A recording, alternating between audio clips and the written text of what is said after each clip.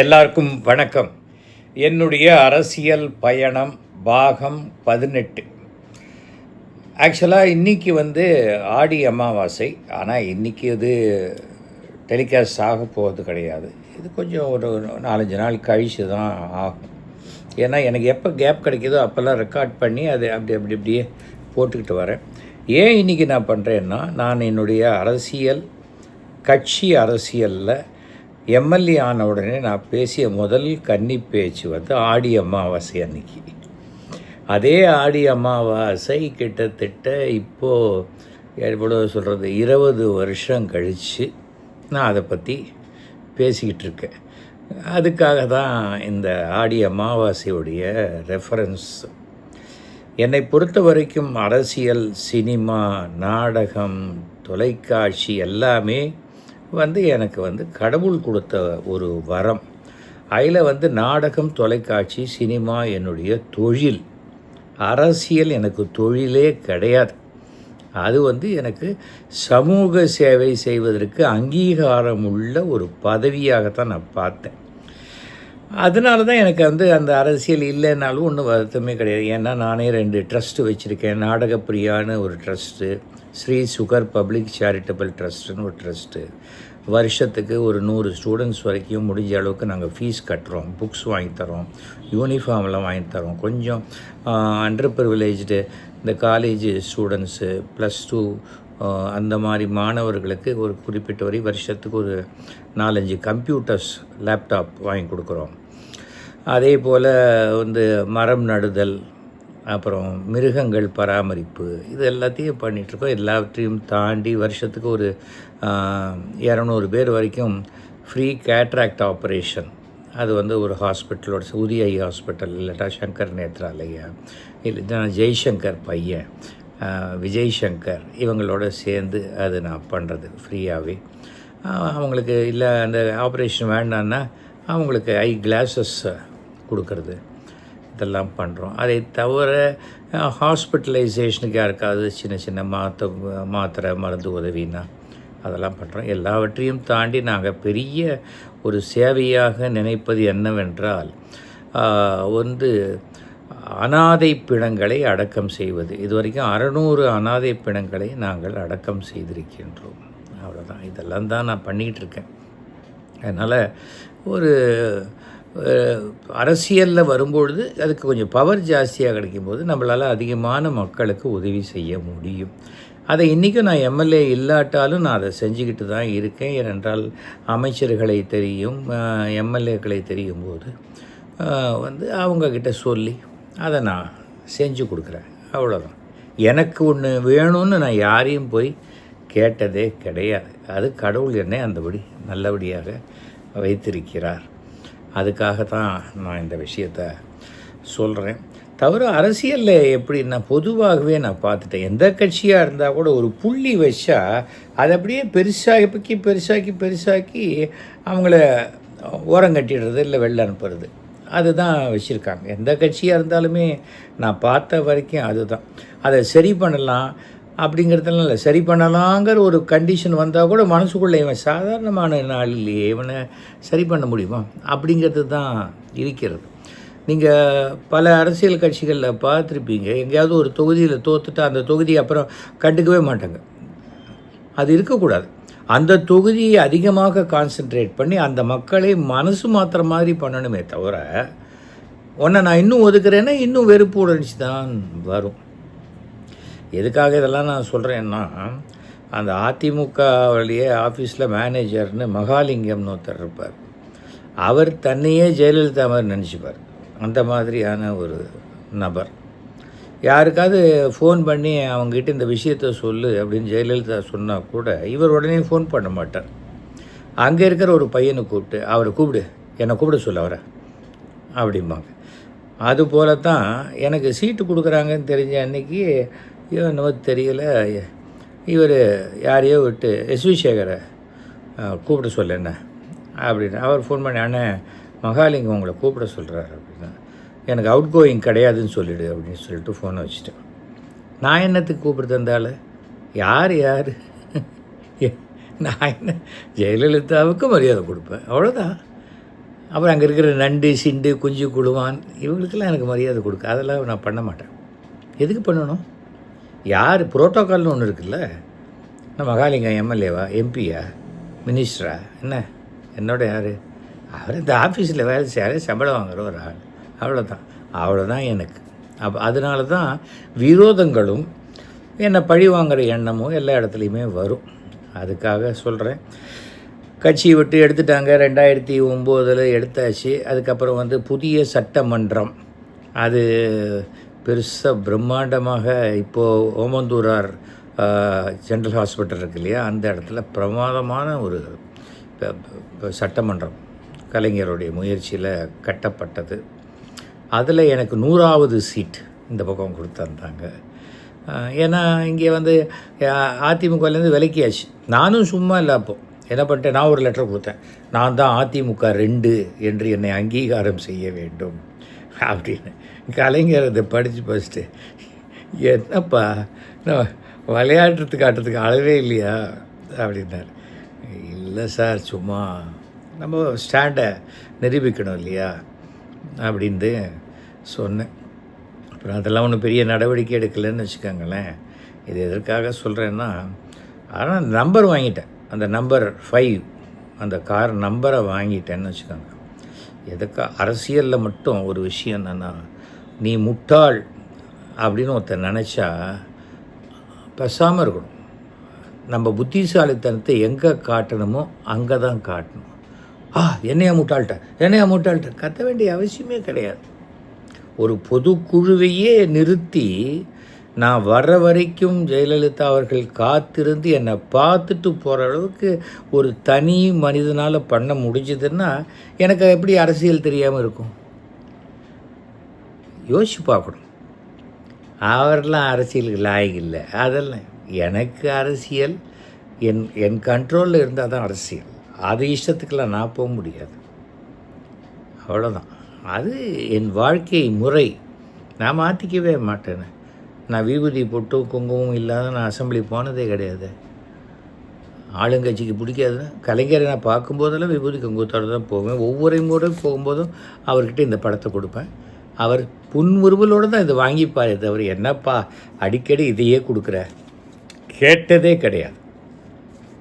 என்னை பொறுத்த வரைக்கும் நான் ஒரு கண்ணாடி மாதிரி. என்கிட்ட யார் எப்படி நடந்துக்கிறாங்களோ அந்த அளவுக்கு நான் ரெசிப்ரிகேட் பண்ணுவேன். கொள்கைகள் எல்லாருக்கும் வேறு வேறு இருக்கலாம்.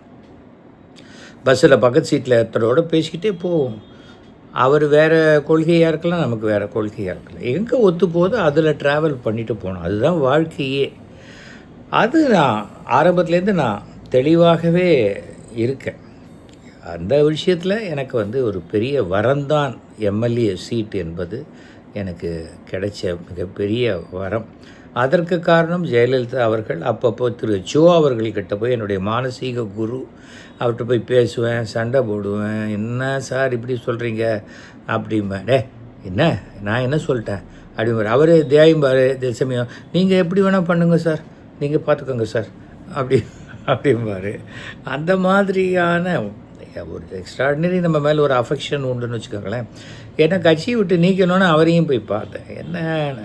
என்ன இப்போது உனக்கு என்ன பிரச்சனை? ஒன்றும் பிரச்சனை இல்லைல்ல, எம்எல்ஏ தானே, அப்புறம் என்ன கண்டினியூ பண்ணுறது பண்ணிட்டு போ அப்படின்னார். ஒரு முறை என்ன ஆயிடுச்சு, கலைஞருடைய பிறந்தநாள். அந்த பிறந்த நாளைக்கு அப்போ அடுத்த நாள் ஷோ அவரை மீட் பண்ணலை. அப்போ அதுக்குள்ளே நம்ம 2007 என்னால் ஏற்பட்ட தொடர்பு மறுபடியும் ஜெயலலிதாவோட புதுப்பிக்கப்பட்டு அவர் மறுபடியும் க்ளோஸ் அட்வைசர் மாதிரி ஆகி அதெல்லாம் ஆயிடுச்சு.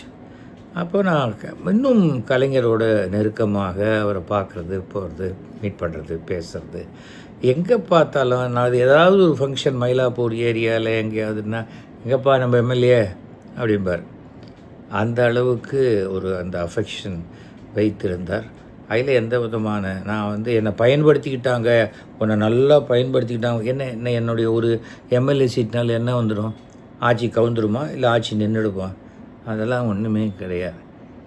அப்போவே மைனாரிட்டி அரசுன்னு தான் ஜெயலலிதா அவர்கள் பேசுவாங்க. என்ன பேசினாலும் அந்த 97 சீட்டை வச்சுக்கிட்டு 5 வருஷம் ஆட்சி புரிந்து விட்டார். அது ஒரு சாதனை, அவ்வளோதான். எனக்கு தெரிந்த வரைக்கும் அரசியல்வாதிகளில் இந்தியாவிலேயே ஸ்டேட்டு சென்ட்ரல் பஞ்சாயத்தில் ரூல் பண்ணது கலைஞர் மட்டும்தான். அவருடைய வழிமுறைகள் வேறையாக இருக்கலாம், அது சில பேருக்கு ஏற்றுக்கொள்ளக்கூடியதாக இருக்கலாம், சில பேருக்கு ஏற்றுக்கொள்ள முடியாததாக இருக்கலாம். எனக்கே அவர் இந்த கடவுள்கள் எல்லாம் கேலி பண்ணுறதெல்லாம் எனக்கு பிடிக்காது. அதை நான் சொல்லியிருக்கேன் அவர்கிட்ட. எதற்காக சொல்கிறேன்னா, நான் ஏன் நீங்கள் பிராமணர்களை வெறுக்கிறீங்க அப்படின்னு. ஐயோ, நான் அது மாதிரி வெறுக்கவே இல்லையே. எனக்கு இந்த பிராமணியம் தான் எனக்கு ஒத்து வராது. நான் சொன்னேன், பிராமணியம் பித்தளையம் இதெல்லாம் என்னங்க, இது அண்ணாயிசம் மாதிரி சொல்கிறீங்க. என்ன பிராமணியம், பிராமணன் என்ன பண்ணி யார் வாழ்க்கையை கெடுத்தான் நீங்கள் சொல்லுங்கள். நீங்கள் உங்களை சுற்றி இருக்கிறவங்க எல்லாருமே பிராமணர்கள் தானே. ஆடிட்டராக இருக்கட்டும், வக்கீலாக இருக்கட்டும், நெருங்கிய நண்பர்களாக இருக்கட்டும், பிராமணர்கள் தான். இப்போ எனக்கே எவ்வளோ மரியாதை கொடுக்குறீங்க. எங்கள் அப்பா என் கையை பிடிச்சி பேசுகிற அளவுக்கு அந்த அஃபெக்ஷனோட தானே நீங்கள் பேசுகிறீங்க. அப்போது என்னை வேறு மாதிரி பார்க்குறீங்களா? இல்லை, நான் வேறு மாதிரி பார்க்குறேன்னா நீங்கள் சொல்லுங்கள் அப்படின்பாரு. எதற்காக சொல்கிறேன்னா, இன்றைக்கும் அந்த ஒப்பீனியனை நான் மாற்றிக்கிறதாக இல்லை. அவர்கிட்டயே ஒரு தடவை கேட்டேன், வெட்டியான்களை நான் தானே சட்டமன்றத்தில் நீங்கள் முதலமைச்சராக இருக்கும்பொழுது நான் தானே பேசி அவர்களை அந்த தினம் பிணம் வந்தால் தான் பணம் இருக்கிறவங்களுக்கு மாத ஊதியத்தில் அரசு ஊழியராக மாற்றினேன், நீங்கள் பண்ணி கொடுத்தீங்க. ஆனால் அந்த வெட்டியான்கிட்ட பிணத்தை கொண்டு இறக்கிற பிராமணனை உயர் ஜாதின்னு சொல்கிறீங்க, எந்த சலுகையும் கொடுக்க மாட்டேங்கிறீங்க. இது எப்படி சொல்லுங்கள்? தமிழ்நாட்டில் நாங்கள் 45 லட்சம் பேருக்கு மேலே இருக்கோம். நீங்கள் எங்கே 45 லட்சம் பேர் இருக்கீங்க? நீங்கள் தான் சீஃப் மினிஸ்டர். தமிழ்நாட்டில் அறநிலையத்துறை சார்பாக 45,000 கோயில் இருக்குங்கிறாங்க. ஒரு கோயிலை சுற்றி 100 பிராமணன் இருக்க மாட்டானா? அந்த கணக்கில் தான் நான் சொல்கிறேன். நீங்கள் பிராமினுக்கு ஒரு 10% கொடுங்க, இல்லையா 7% கொடுங்க. நியாயமாக பார்த்தா நீங்கள் சொல்கிற 3% உண்டான பிராமணர்களே அந்த தந்தை பெரியாரை கொண்டாடக்கூடிய நீங்கள் என்ன சொன்னீங்க? பெரியார் வழி, பெரியார் ஆட்சி எல்லாம் தானே சொல்கிறீங்க. பெரியார் தானே எல்லாம் வச்சுக்கிறீங்க. அப்போ பெரியார் என்ன சொன்னார்? தலைகளுக்கு ஏற்ப இடஒதுக்கீடு கொடு அப்படின்னு தானே சொன்னார். அப்படி பார்த்திங்கன்னா 234 பேரில் குறைஞ்சபட்சம் 7 பிராமண எம்எல்ஏக்கள் அந்த ஜாதியை ரெப்ரசன்ட் பண்ணி அசம்பிளியில் இருக்கணுமா வேண்டாமா? நீங்கள் சொல்லுங்கள் அப்படின்னு. நான் எதை கேட்டாலும் அதற்குண்டான ஒரு பதிலையும் சொல்லுவார். ஒரு நாளைக்கு கேட்டார், எப்போ நீங்கள் திமுகவில் சேர போகிறீங்க அப்படின்னாரு. என்னால் திமுகவில் சேர முடியாது சார், தப்பாக எடுத்துக்காதீங்க. நீங்கள் திராவிட கழகத்தோடு நெருக்கமாக இருக்கிற வரைக்கும் என்னால் திமுகவில் சேர முடியாது. அவர்கள் இந்து கடவுளை எதிர்ப்பவர்கள், எங்கள் ஜாதியையே எதிர்க்கிறவங்க. அப்படி இருக்கும்போது நீங்கள் அவங்களோட நெருக்கமாக இருந்து இப்போ நான் உங்ககிட்ட என்ன வேணால் பேசலாம். நான் உங்கள் கட்சியை சேர்ந்தவள், ஆனால் உங்கள் அன்புக்கு பாத்திரமானவன். அது எனக்கு ரொம்ப பெருமை. அது அந்த மாதிரி இருக்கும்போது நான் உங்கள் கூட நான் சேர்ந்துட்டேன் கட்சியில். அப்புறம் அந்த கட்சியுடைய புரோட்டோக்காலுக்குள்ளே தானே நான் வர முடியும். அப்புறம் எனக்கு பிடிச்ச மாதிரி கட்சி நடக்கணும், எனக்கு பிடிச்ச ஆட்கள் தான் கட்சியில் இருக்கணும்லாம் நான் எப்படி சொல்ல முடியும்? எனக்கு உங்களுடைய அன்பு மாத்திரமே போதும், வேறு எதுவுமே வேணாம். எனக்கு தமிழ்நாட்டினுடைய முதலமைச்சராக மூத்த அரசியல்வாதி எந்த நேரத்துலையும் நான் அவரை பார்க்க முடியும்னு நினைக்கிறது போதும். அது ரொம்ப எனக்கு அதுக்கு. அதே போல் 2010 எங்களுடைய அந்த 5600 நாடக விழா வந்தார். 5600வது நாடக விழாவுக்கு வந்தார். அப்பொழுது துணை முதல்வராக திரு ஸ்டாலின் அவர்கள் இருந்தார்னா அவரும் துணை முதல்வராக வந்தார்.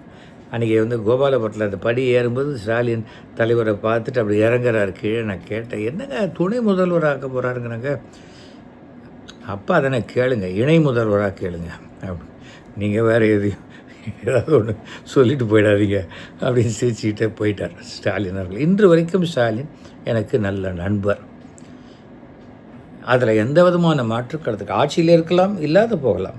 அதெல்லாம் நான் என்றைக்குமே வெற்றிக்கு பின்னாடி ஓடுபவனே கிடையாது. நான் நல்ல மனிதர்கள், எனக்கு பிடிக்கிற மனிதர்கள் பின்னாடி தான் நான் இருப்பேன், அவர்களோடு தான் நட்பில் இருப்பேன். இன்றைக்கி ஸ்டாலின் அவர்கள் எம்எல்ஏ கூட இல்லை, அதுக்காக ஸ்டாலின் நண்பர்னு சொல்லிக்கிறதுல எனக்கு கூச்சமாயிடுமா? அதெல்லாம் கிடையாது. 2010 நாடக விழாவுக்கு வந்து மிக சிறப்பாக பேசினார். அந்த நாடக விழாவில் வந்து கலைஞர் சொல்கிறாரு, எம்ஆர் ராதா நாடகத்துக்கும் எஸ்வி சேகர் நாடகத்துக்கும் ஒரே வித்தியாசம்தான். எம்ஆர் ராதா ட்ராமாவில் ஒரு ப்ளூ கர்டன் போட்டிருக்கோம், எஸ்வி சேகர் ட்ராமாவில் 2 சங்கராச்சாரியார் பின்னாடி பெரிய பேனரில் சிரிச்சிட்டு இருப்பாங்க, அவ்வளோதான் வித்தியாசம். ஆனால் சமயத்துக்கு ஏற்ப வசனங்களை மாற்றி பேசி அதை ஒரு நாட்டு நடப்புகளை சொல்கிறதுல ரொம்ப எம்ஆர் ராதாவுக்கு பிறகு ஒரு மிகச்சிறந்த கலைஞனாக நான் எஸ்வி சேகரை பார்க்குறேன். இது ராதா ரவிக்கு ரொம்ப கோபம் வந்துருச்சு. அதுக்கு நான் என்ன பண்ண முடியும்? கலைஞர் தானே சொன்னார், நான் என்ன கலைஞருக்கு எழுதிய கொடுத்தேன். ராதா ரவியும் எனக்கு நல்ல நண்பன் தான். மாற்று கருத்துனா டோட்டலாக மாற்று கருத்து உடையவர்கள், பட் நல்ல ஃப்ரெண்டு தான். ராதா ரவியுடைய தங்க ரத்திகெல்லாம் என்னுடைய மனைவியுடைய கிளாஸ்மேட்டு, எல்லாம் இன்றைக்கும் ஃப்ரெண்ட்ஸ் தான். நாங்கள் நல்லது கெட்டதுன்னா எல்லாத்துலேயும் நாங்கள் பங்கெடுத்துப்போம். ஆனால் எலெக்ஷன், இது நடிகர் சங்கம், டப்பிங் சங்கம், அதுக்கெல்லாம் மாற்று கருத்து உண்டு. அந்த மாற்று கருத்துக்காக நாங்கள் போராடுவேன். அதில் என்ன தப்பு இருக்குது சொல்லுங்கள்? அந்த மாதிரியாகத்தான் கலைஞரோட இது. அதுக்குள்ளேயே நான் திமுக சேர்ந்த மாதிரி எனக்கு போகும் இடமெல்லாம் திமுகவில் கொடுக்கக்கூடிய வரவேற்பு இது அதெல்லாம் நான் ஒரு விஷயம் பார்த்துட்டேன். அந்த தமிழ்நாட்டில் வந்து நீங்கள் ஒரு திமுக கழக உறுப்பினராக இருந்தால் ஒரு சட்டை வேஷ்டி அதை போட்டுக்கிட்டு சென்னையிலேருந்து கிளம்பினா கையில் காசே இல்லாமல் கன்னியாகுமரி வரைக்கும் நீங்கள் போனீங்க, கட்சிக்காரங்க உங்களை ஆதரிக்கக்கூடிய அளவுக்கு அந்த மனோபாவம் உடைய கட்சி தொண்டர்கள். இதுக்காக இதெல்லாம் நான் சொல்கிறேன்னா, அது 2010 இது நடந்தது. இது நடக்கும் பொழுது அப்போ கூட சொன்னாங்க உடனே காங்கிரஸில் சேர்ந்துடலாம். இப்போதைக்கு நான் எங்கேயும் சேர்றதா இல்லைப்பா. ஏன்னா 2011 வரைக்கும் நான் அதிமுகவினால் பெறப்பட்ட சீட் அது. அந்த டேர்ம் முடியறதுக்கு அவங்க என்ன கட்சியை விட்டு எடுத்துட்டாங்க. அதுக்காக நான் இன்னொரு கட்சிக்கு நான் ஏன் போகணும்? அவசியமே கிடையாது. நான் எந்த கட்சியும் சாராத ஒரு உறுப்பினராக இருக்கிறேன் அப்படின்னு தான் இருந்தேன். 2 சட்டமன்றம், புதிய சட்டமன்றமும் பார்த்துட்டேன், பழைய சட்டமன்றமும் பார்த்துட்டேன். அதிமுக எம்எல்ஏவாக இருந்தேன், எந்த கட்சியும் சாராத எம்எல்ஏவாக இருந்தேன். எம்எல்சி வேணுங்கிறதுக்கு கேட்டபோது அதுக்கு நான் திமுக ஆதரவாக தான் ஓட்டளித்தேன். ஏன்னா நான் இப்போ அதிமுக இல்லை, துரோகமே இல்லை, கட்சியிலே இல்லாத பொழுது நான் ஒரு சுயேட்சையான எம்எல்ஏன்னு வச்சுக்கோங்களேன், அந்த மாதிரி தான் இருந்தேன். அப்போ தான் நான் பேசும்பொழுது கலைஞருக்கு முழு உருவச் சிலை இந்த எம்எல்ஏ வளாகத்தில், புதிய சட்டமன்ற வளாகத்தில் வைக்கணும்னு சொன்னேன். அது வைக்கப்பட்டிருக்கிறது. இன்றைக்கி மவுண்ட் ரோட்டில் பார்த்திங்கன்னா ஓமந்தூரார் நரசே பெரிய ஹாஸ்பிட்டலுக்கு முன்னாடி கலைஞருடைய சிலை இருக்கிறது. அதுக்காக தான் நான் இந்த விஷயத்தை சொல்கிறேன். அதுக்கு பிறகு அந்த ஷோக்கிட்ட சொன்னேன், ஏன் சார் நீங்கள் கலைஞரை பார்க்கலையே? நான் அப்போது கேட்டேன். இல்லைடா போகிறடா. இல்லை சார், நேற்றுக்கு நான் கலைஞரை பார்த்தபோது அவர் என்கிட்ட சொல்கிறாரு, என்னையா அவன் குருநாதர் சின்ன காரில் போகிறாரு, அந்த பக்கம் பஸ்ஸு, இது சேஃப்டி முக்கியம்னு சொல்லு அப்படிங்கிறாரு. அவர் எதுக்கு சொல்லணும்? எங்கிட்ட எதுக்கு சொல்லி அனுப்பணும் சொல்லுங்கள்? நீங்கள் வந்து அவருக்கு ஒரு வாழ்த்து சொல்லியிருக்கணும். நீங்கள் இருந்த கட்சிக்காரர்லாம் கிடையாது, ஜெயலலிதாவுக்கு நீங்கள் அட்வைசர், அவ்வளோதானே அப்படின்னு. நான் யாராக இருந்தாலும் என் மனசில் பட்டதை சொல்லக்கூடியவன். என்னோட பழகினவங்க, என்னுடைய சீனியர்ஸ் எல்லாருமே என்னை புரிந்து கொண்டவர்களாக இருந்தனால என்னுடைய ஆர்கியூமெண்ட்டையோ இல்லை நான் சொல்லக்கூடிய கருத்துக்களையோ அதை கேட்டுப்பாங்க.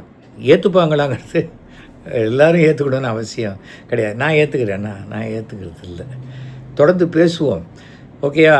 அப்புறம் இன்னொன்று, இந்த SVES 50 டிவி இதை வந்து லைக் பண்ணுங்கள், ஷேர் பண்ணுங்கள், சப்ஸ்கிரைப் பண்ணுங்கள். இந்த என்னுடைய அரசியல் பயணத்தை பற்றி ஏதாவது நீங்கள் என்கிட்ட பேசணும்னு சொன்னால் 9841023545 கூப்பிடுங்க, ஓகேயா? தொடர்ந்து பேசுவோம். நன்றி, வணக்கம்.